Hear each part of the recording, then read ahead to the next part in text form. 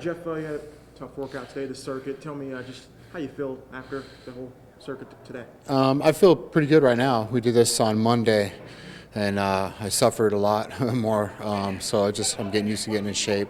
Carl's got we get it, so it's programmed to where I'm going to overstretch a little bit right now, overreach, and but by game time I'm going to be ready to go.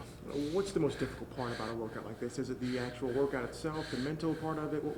For sure, the mental part. I mean, like I was telling Carlos, like 3 days before this workout, I'm starting to get a little bit anxiety in my pit of my stomach, and last night I'm thinking about it and hating it, and then wake up this morning, I'm like 3 hours to go, 2 hours to go, 1 hour to go. It's just the mental aspect, because you're going to suffer, you're going to get sick, you're going to feel really bad for a while, but then when it's done, it's like, mentally it's like, well, I did this, and the fight's not going to be as hard as a workout. Now this fight, November 20th, it will be in Russia. Are you going to do anything differently as far as maybe go to Russia, get acclimated to it, maybe ahead of time, 2 weeks or a week or so in advance? Do you have any plans as far as? I'm going to probably get there on the 16th, fight on the 20th. I was there a few weeks ago during the press conference. Saw the stadium, kind of, was in Moscow a little bit, in St. Petersburg, so. No, I mean, it's another country, another fight. It's a big fight, but he'd be the hometown favorite, obviously, and got all the his local gym. He's basically going to drive to work, but it's just another place I'm used to being all over the world. So in that way, it's the same.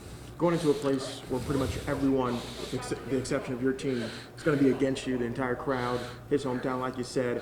How do you prepare yourself mentally for something like that? I like being the underdog, and I like being, the one out. It's less pressure on me. He's got all the pressure in the world.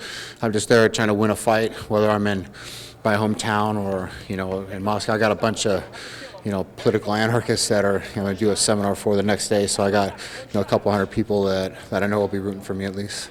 And as far as if you do win this fight, I know your goal is obviously win and win convincingly. What's that going to mean to you with all the training and everything you put forth? That's big. I mean, I've been trying for this fight for a long time. After I fought for the UFC title, they asked me to, fight Fedor, and I opted out of the UFC for this fight, and it didn't happen at the time, didn't happen later. So for whatever reason, it's happening now. So. Sometimes be careful what you wish for, you'll get it. So I got to, I'm preparing hard with ATT and Carlos here, and I got no excuses. I got the fight I wanted, so I just got to go do it.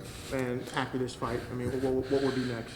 Well, I still got 3 fights left on my Strikeforce contract, so we're looking at probably January at 205. So, on track. Just worry about this one, and after that, like I said, I got 3 fights left on Strikeforce to honor.